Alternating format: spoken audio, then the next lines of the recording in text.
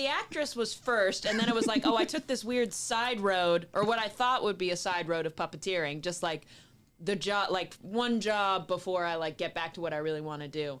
And then cut to, it was like, oh man, like 10 years later and I'm still doing puppetry. Well, you're good at it.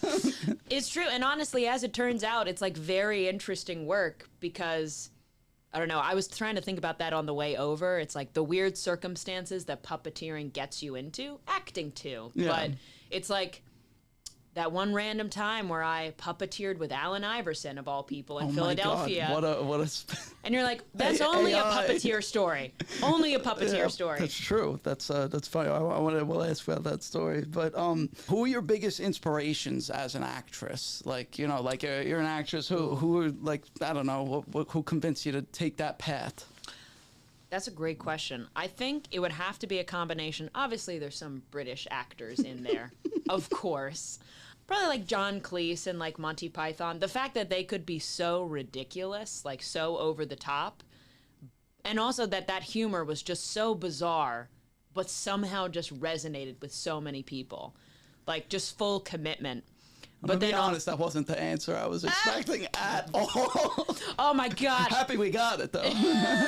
All right, let me think of a better answer. No, that was a phenomenal answer. It's the truth. Thank you. No, and I'm trying to think of like who else is like an inspiration of puppeteer performers. Yeah, let's see it. That was actually literally going to be my next question. Oh, really? Yeah, puppeteer performers that are inspirations.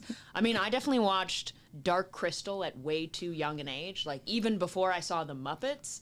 And so I was terrified of it, but I loved it. I was drawn to that movie for some reason. I don't even know what that is. Oh, Can Vinny, you tell us a little bit about that? At the end of this podcast, I'm giving you a list. Laughing.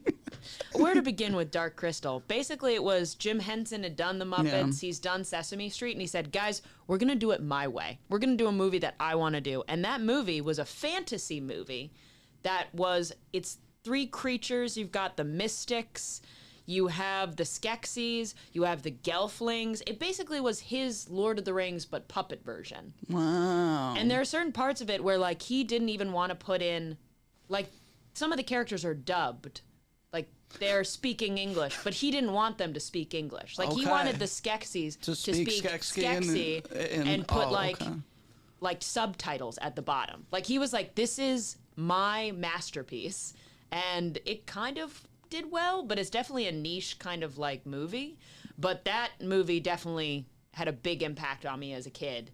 And I think just the puppeteers out of that, I mean, Frank Oz is just so incredible. He's great in that movie. And then obviously with the Star Wars thing, like Yoda, like you don't even think of that as being a puppet. And that's like a testament to how good of a puppeteer he is. It's just a character. So that's what I would say. John Cleese and Frank Oz. What a weird combo to get and to. And Yoda. And Yoda. And Yoda himself, you know. The Yoda.